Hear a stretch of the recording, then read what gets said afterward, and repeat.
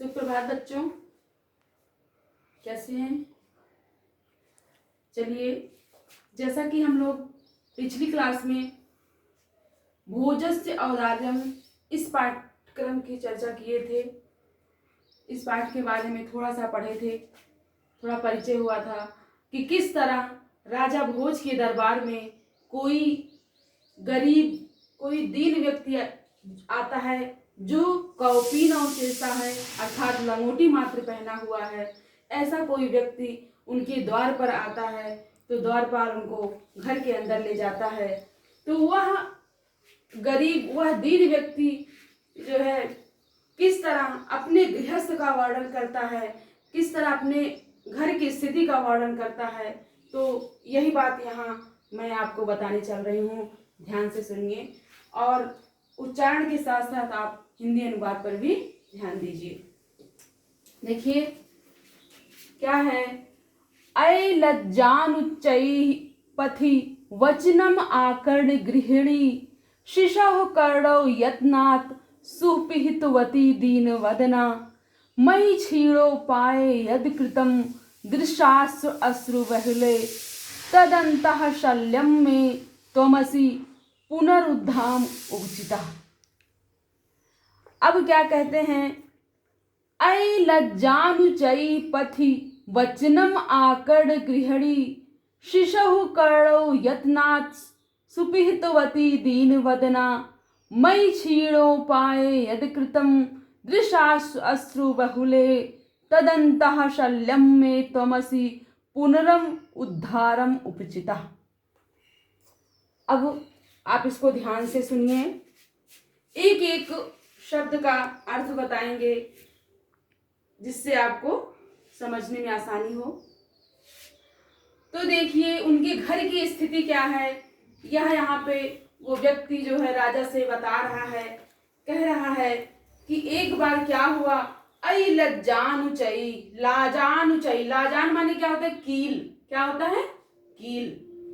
पथि वचनम आकड़, अर्थात इनका कहने का मतलब है कि एक बार कोई पथि माने पथिक, जो लोग आते जाते हैं कुछ सामान बेचते हैं उनको क्या बोलते हैं, पथिक। तो कह रहे हैं कि अय लाजानुचयी, कोई कील बेचने वाला पथिक, वचनम आकड़ गृहिणी, जैसे वो कहता है कील ले लो, कील ले लो, इस प्रकार से वचनों को आकड़ माने सुनकर गृहिणी मेरी पत्नी क्या करती है, शिशु कर्णौ यत्नात् सुपिहितवती दीनवदना, अर्थात दीनवदना का तात्पर्य है मुरझाए मुख वाली दीनवदना। तो वदन माने मुख होता है, दिन शरीर वाली, मुरझाए मुख वाली। शिशु कर्णात्, शिशु माने अपने शिशु के, अपने बच्चों के, कर्णौ दोनों कान को क्या किया, सुपिहितवती, यत्नात् सुपिहितवती मतलब यत्न पूर्वक बंद कर दिया। क्यों बंद कर दिया, ध्यान से सुनिए।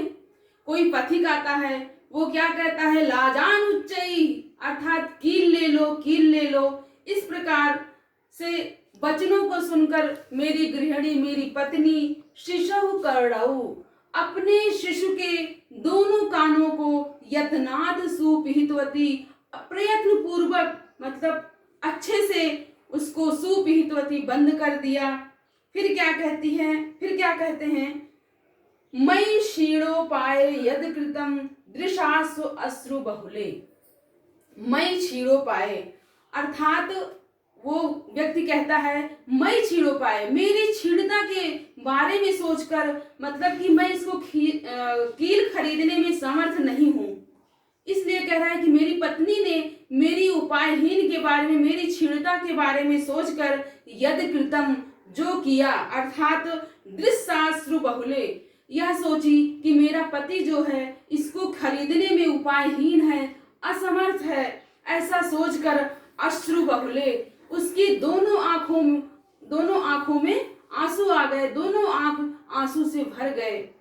तो फिर क्या हुआ, तो उस व्यक्ति ने कैसे फील किया, कैसे अनुभव किया, तदन्तः शल्यं मे त्वमसि पुनरम उद्धम उचिता, कह रहे हैं कि हे राजन, जब उस गृहिणी के अपनी पत्नी के आंखों में मैंने आंसू देखा तो वो मेरे हृदय में मेरे हृदय में शल्यम माने कांटा होता है, शल्यम की तरह अर्थात कांटे की तरह इस तरह कांटे की तरह चुभ गया, इस प्रकार कि तोमसी पुनरम उद्धम उचिता, कि हे राजन, मैंने जब अपनी पत्नी के आंखों में आंसू देखा तो मेरे हृदय में जैसे कांटे की तरह वो चुभा। हे राजन, आप इस कांटे को आप ही निकालने में, इसका उपचार करने में आप ही समर्थ हैं। तो किस तरह जो है राजन से अर्थात राजा भोज से अपने गृहस्थ का, अपनी गृहिणी के बारे में, अपने बच्चों के बारे में, अपनी दीनता के बारे में वो जो है बताता है। कौन? वो गरीब व्यक्ति। समझ में आ गई होगी बात। फिर क्या करते हैं, तो राजा भोज तो उदार थे ही, जैसे कि इस पाठ का ही नाम है भोजस्य औदार्यम, भोज की उदारता। तो ये वचन सुनकर हम जैसे सामान्य व्यक्ति भी जो है क्या हो जा रहे हैं, उदार हो जा रहे हैं सुन के। तो राजा भोज तो उदार थे ही, उन्होंने क्या किया ये सुनकर, कहते हैं राजा शिव शिव इत उदीरयन। शिव माने क्या होता है? कल्याण। तो राजा क्या कहते हैं? शिव शिव इत उदीरयन, अर्थात आपका कल्याण हो, कल्याण हो। उदीरयन माने कहा, ऐसा कहा। प्रत्यक्षरम लक्ष्यम दत्वा प्राह, अर्थात प्रत्येक अक्षर पर राजा ने उस व्यक्ति से कहा आपका कल्याण हो, कल्याण हो। प्रत्येक अक्षरम मतलब उन्होंने, उस व्यक्ति ने क्या किया था, उस कविता के माध्यम से अपनी बात कही थी। सोचिए कितना बुद्धिमान था, लेकिन जब उसने कविता के माध्यम से अपनी बात राजा को कही तो उन्होंने क्या किया, प्रत्यक्षरम अर्थात प्रत्येक अक्षर पे, कितने अक्षर होंगे आप लोग गिन सकते हैं, तो प्रत्येक अक्षर पे क्या किया, लक्षम दत्वा, एक अक्षर पे 1 लाख दे दिया उन्होंने। तो उनके पास कितना धन हो गया होगा। सोचिए आप, अगर आपके अंदर प्रतिभा है तो आप कहीं भी जाके अपने जीविकोपार्जन को अपना जीविका चला सकते हैं। तो उसी तरह क्या कहिए, उन्होंने उनके कविता के प्रत्येक अक्षर पर लक्षम दत्वा प्राह, 1 लाख देकर प्राह माने कहा। त्वरितम गक्ष गेहम, त्वरितम माने तुरंत अपने घर को जाओ। तद गृहिणी खिन्ना वर्तते, तुम्हारी पत्नी जो है, तुम्हारी गृहिणी जो है खिन्ना वर्तते, खिन्न माने दुखी होगी। इसलिए हे दीन व्यक्ति, हे कवि अब उस भाई वो कवि हो गया, क्योंकि कोई व्यक्ति अपनी कविता के माध्यम से बात राजा के सामने कहेगा तो कवि ही हो जाएगा।